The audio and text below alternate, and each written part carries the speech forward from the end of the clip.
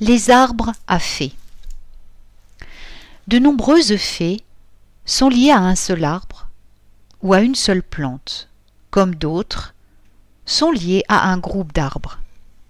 Les fées des arbres sont communément nommées dryades ou hamadryades.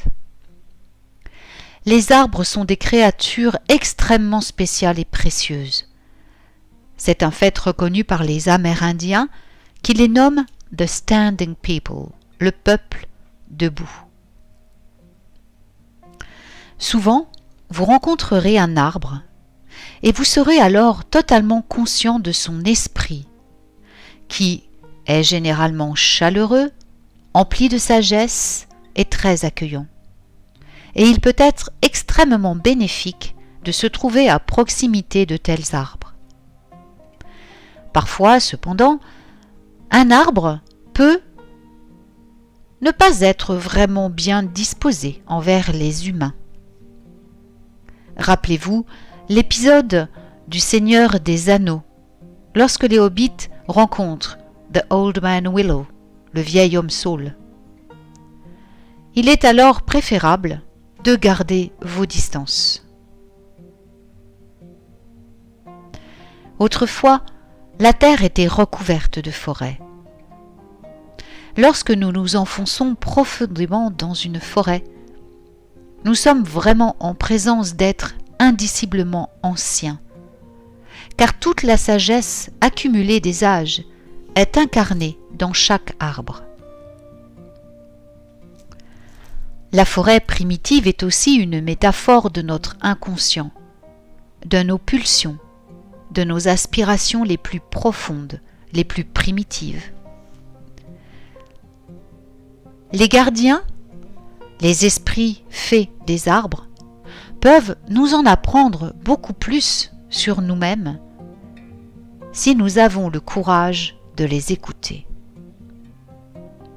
Lorsque nous sommes seuls, au cœur de la nature, nous pouvons entendre nos propres pensées, nos propres sentiments.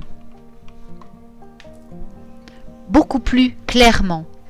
Il est aussi beaucoup plus facile d'avoir confiance en nous-mêmes. Il y a longtemps, de nombreux arbres étaient considérés comme la maison des oracles, la divinité chuchotant à travers les feuilles. La triade des fées. Le chêne, le frêne et l'épine sont appelés la triade des fées. Et à l'endroit où ces trois arbres poussent, on dit que les fées peuvent être vues beaucoup plus facilement. De nombreuses fées sont réputées pour vivre dans un chêne majestueux. Et en ressentir une, c'est recevoir la bénédiction de ces fées et des anciens dieux. Le culte des druides avait lieu dans des bosquets où les chênes poussaient, et la chênaie était particulièrement sacrée.